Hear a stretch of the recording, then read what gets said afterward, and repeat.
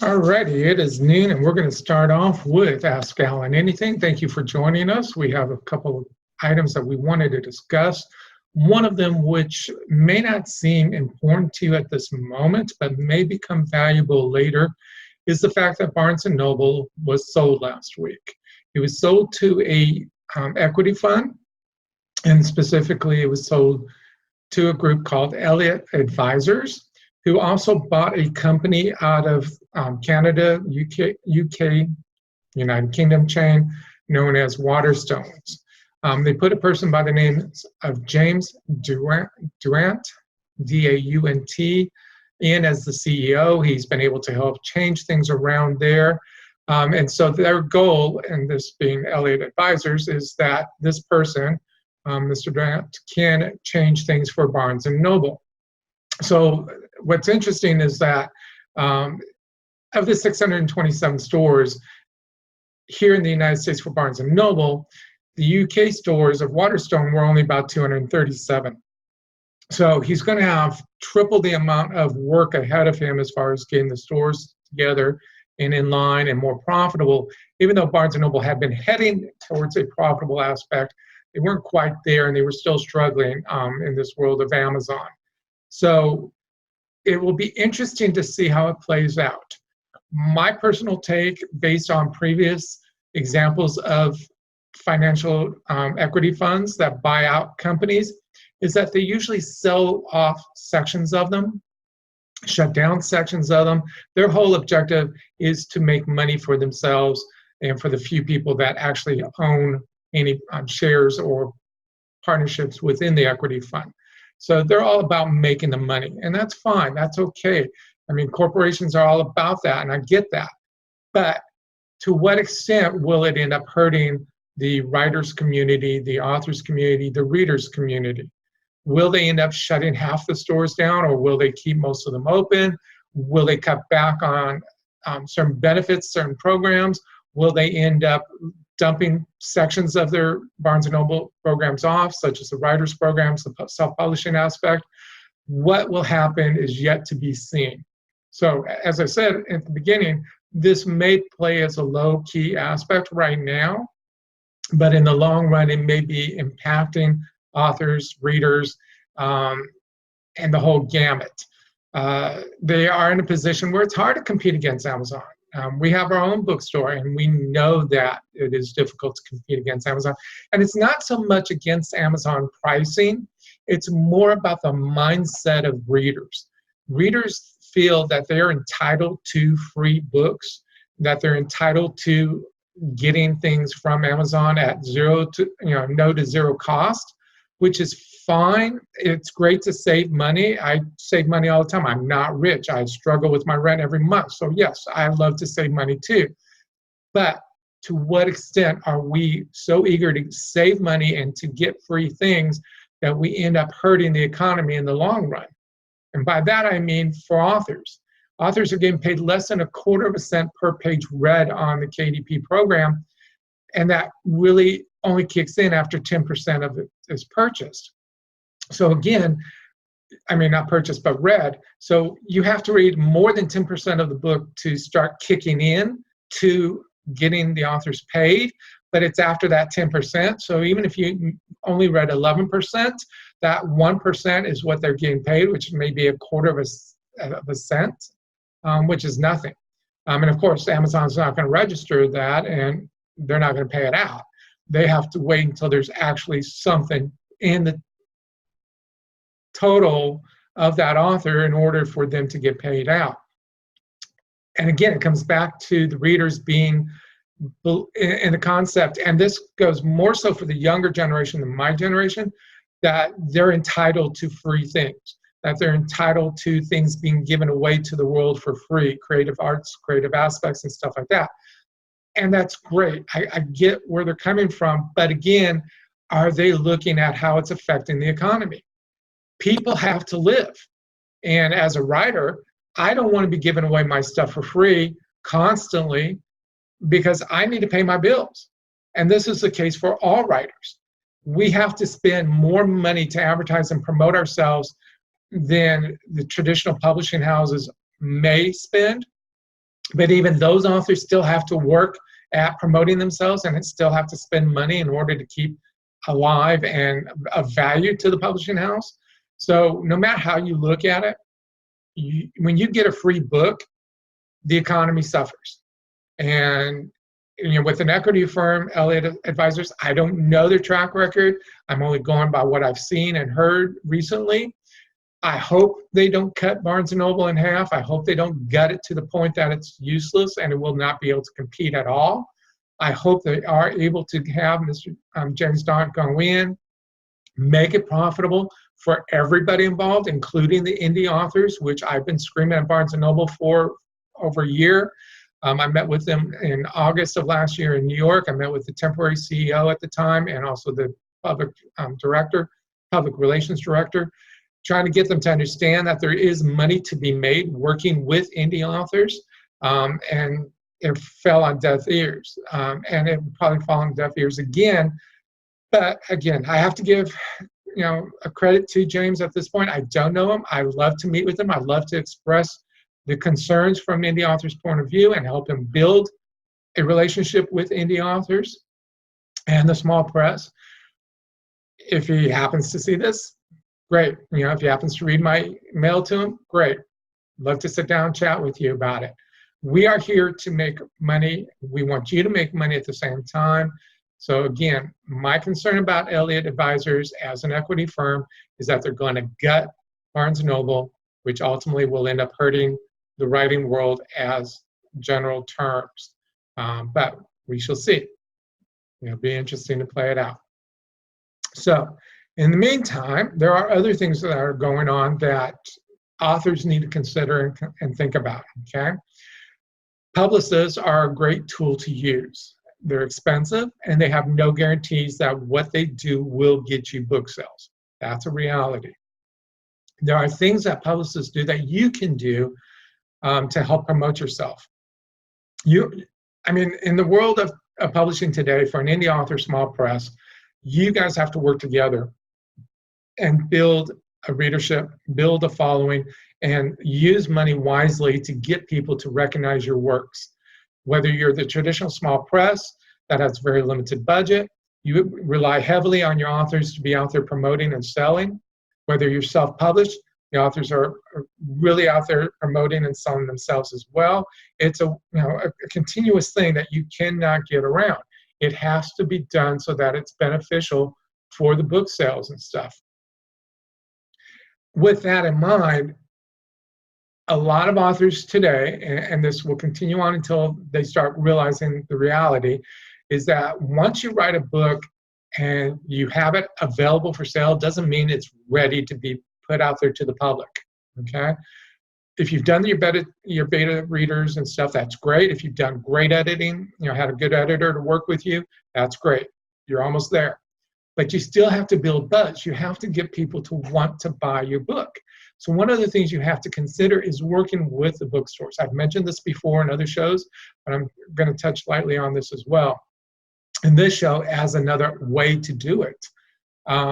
When you have a new book out there, consider sending it out to various libraries, the independent bookstores, publicists, bloggers, well, not so much publicists, but your press reviewers, your bloggers, people who are going to influence the book, influence readers to buy the book. But when you do it, make it personal. Find out a little bit about the person so that you can attach a personal note with the book, and explain why you think they might enjoy the book. Don't hesitate to add some swag. Swags are goodies that promote and it motivates sales, okay? So bookmarks are a swag item, but everybody gets bookmarks. So think of something different. Think of something that relates to your book.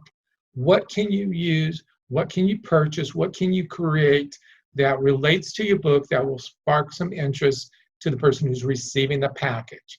How does it sparkle? How does it stand out? How does it think outside the box to get them to notice you, to get them to want to read the book? Those are key issues that you have to always look at. Build the interest before the release date. Don't just put a release date and then follow up with all this interest, because you lose the momentum. You've got to build the interest. You've got to get people to want to pre-order. You've got to get people to get excited about the book. So when it is officially released, you have good pre-orders behind you and you have good day of release sales. Those things can add up to lots of numbers that make a difference to the American Booksellers Association and the other forms of top 10 lists that are out there. We push this a lot with our bookstore because we want people to build it up. We report our sales to the American Booksellers Association, which then reports them out to all the independent bookstores as to who's the top 10 for whatever genre and fiction, fiction, nonfiction, adult, children, whatever it is. They have their own top 10 lists. We also have a top 10 list for our bookstore as well. So we put it out there to the librarians and to the bookstores that we work with within certain areas. We want people to learn about the book, and we want people to understand this is a hot book and here's why. Those are the things that you as an indie author or a small press need to consider and look at. How can you, again, make the book interesting enough for somebody to read it, talk about it, promote it, etc. All different aspects. You have your press, you have your bloggers, you have your influencers, you have your librarians, and of course then you have your independent bookstores. So there's a lot of different levels there, a lot of different ways of approaching it, but build it up so that you have good numbers when the book is officially released. Okay, it makes a difference in the long run. Yes, it does cost. Okay, it's not going to be cheap, but you can look at different ways of doing it to keep the cost down. Okay, that personal touch of a note is important. We encourage that with our bookstore. We have certain authors that will send the book directly to the buyer with a note attached. Hey, thanks a lot for buying my book. I hope you enjoy it. Please feel free to leave a review. Let me know your thoughts, et cetera, et cetera, et cetera. And also on that note card, we include a 10% discount to encourage them to buy more of that author's books or somebody else's books. Those are personal things that help build a readership, that help build a following, and just continue to build the momentum for who you are and what you're trying to do. Spread your books out. Don't go every 6 months. You've got a hot new book out. Spread it out one a year. Build on it. Work on it. Get out there. Meet with people. Build upon that. Use your first 1, 2, 3 books as a goal so that when you do number 4, 5, and 6, or even a dozen or 24, you have enough interest in who you are and what your books are about that people want to know when the new book's out so they can buy it immediately or pre-order it, whatever. Those things make a difference. I know I pound this a lot in all the episodes that I do, but there's a reason for it. It works. I have a book that has not been finished written yet, but the cover was done months ago, and I have a stand when I'm out and about doing things that advertises that book. It's a great cover, and people want to know about it. They want to sign up, get it on the email list so that they can learn more about it as it comes out. That's building interest in the book. That's building excitement.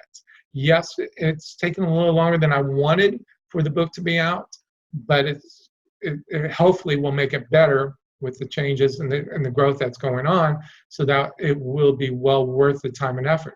All those people who sign up for an email will get the book at a lower cost, will get autographed copies, all those things as part of the pre-order process.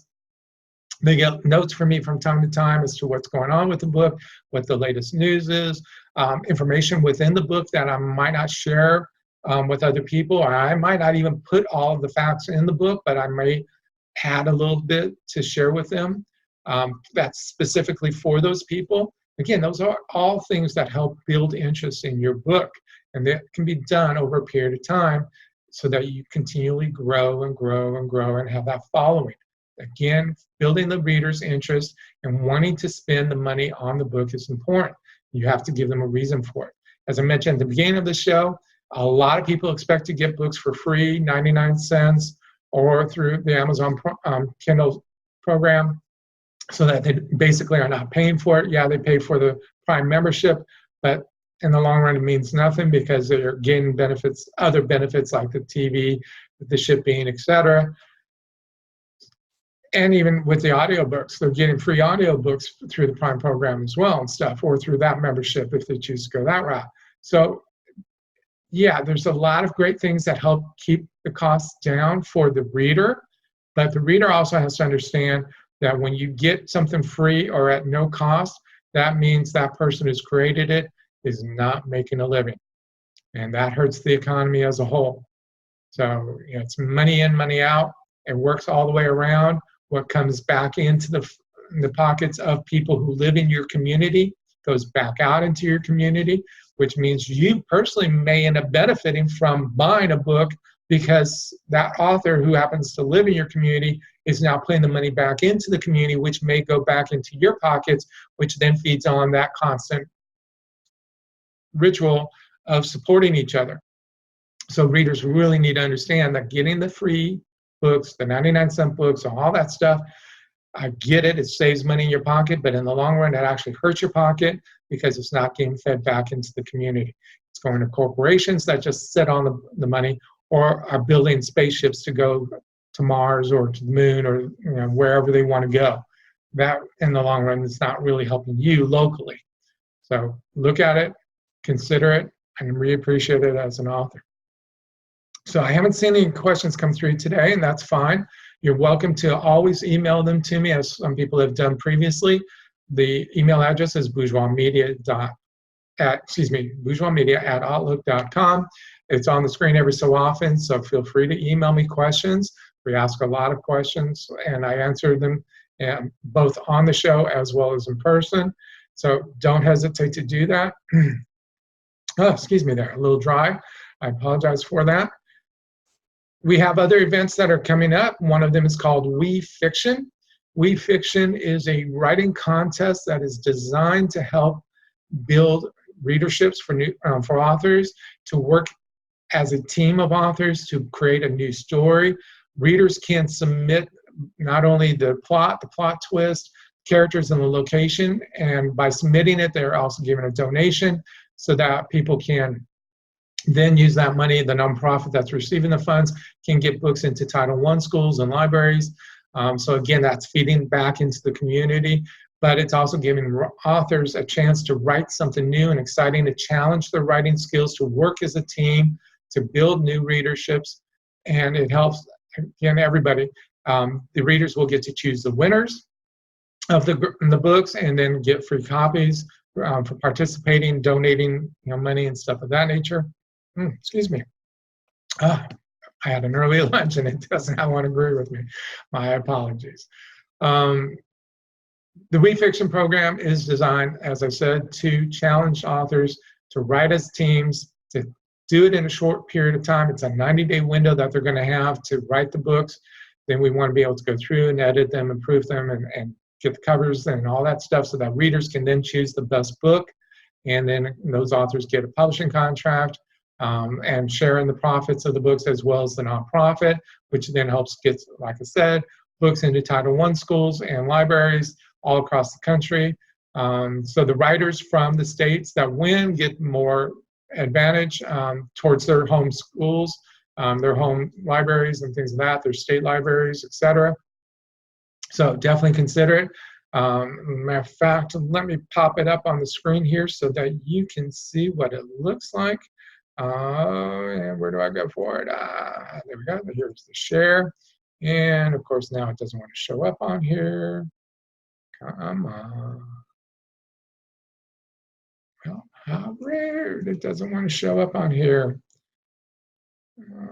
Let's see if we can find it. 1 second. Well, that does not want to show. Okay, there we go. And that is, here it is. This is the WeFiction. If you go to the authors, and you can enter in through the portal there, learn about how to become a team member. There's even a book on there so that you can purchase to learn how to properly work with other team members, set goals, programs, things of that nature. On the reader side, you can always go and submit your information. If you have a plot twist, characters, if you want to be a character in a book, locations, if you happen to own a business and you want publicity, what a great way to do it. Very cost effective. And at the same time, under the reader's portal, you can also see the teams that are currently going. We have Cup of Fantasy, Gantry. The Fighting Mongooses are just some of the teams that have recently signed up. So check them all out. It is at wefiction.dearindy.org. So it's a great way to see everything and to do it. And I'm back. Hello again. So I encourage you to check all those things out. We'll watch and see what happens with the Barnes & Noble show. As far as the sales go, it's going to take a while for everything to get hammered out and the titles and all that fun stuff done. But we'll be watching. We'll be keeping an eye on it, see what happens. We'll keep you up to date on everything as well. If you're interested as an author to be a member of our organization, either Texas Association of Authors or Indie Beacon, feel free to check out their websites. The membership is only $50 a year, and we keep you up to date on everything that's going on. New programs, new opportunities, new events, new whatever we share with the membership as soon as we find out about. We test out a lot of things. We're in the process of testing out Patreon right now to see if it works. So watch for the commercial at the end of the show when we re-edit it. There's a lot of different things out there. There's a lot of programs that work, a lot of programs that don't work. Like I said, we test a lot of things out over the years. We let you know if it works or not works. And we have a book that also shares that information if you choose to just do that. It's called Authors Revolution Workbook. It's available for $9.95 on indielector.store. And so we encourage you, if you don't want to be a member, as a member, you would get the book free. If you don't want to be a member, you can always buy the book and still enjoy the benefits of it, use the coupons, things of that nature. So all those things are available to you, and you'll see the commercials at the end of the show. And with that, I thank you very much for watching, and we hope you've learned something new. As always, if you have questions, feel free to email me at bourgeoismedia@outlook.com. Thank you, and have a great week. Hi, this is your host, B. Alan Bourgeois. Thanks for watching Ask Alan Anything. We do appreciate you tuning in from time to time, and we are asking that if you're interested in the show and what the value it has for authors, that you help support us. We have created a Patreon page. You can go to Patreon, Patreon.com, and go to Bourgeois Media and become a sponsor. We have a lot of different options for you, free books, free credits, free whatever we can find that doesn't cost us too much, that allows us to be able to still raise money for Title I schools, getting the books into their hands, and also keeping the show up and running. So please check us out. That is Patreon, Patreon.com, and then look for Bourgeois Media. And I appreciate your support. Thanks.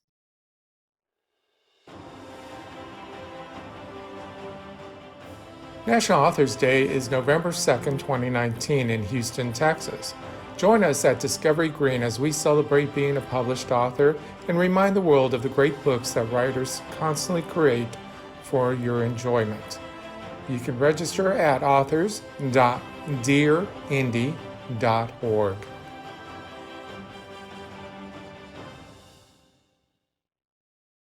Authors, do you know the true cost of being published? In the Authors Revolution Workbook, B. Alan Bourgeois gives you hands-on tools to use and to understand the true cost of being published. He will also give you information about low-cost or free programs that are designed to help you market your book. B. Alan Bourgeois has been helping hundreds of authors since 2011, educating them on how to better market and sell their books. Buy the Authors Revolution Workbook exclusively at indielector.store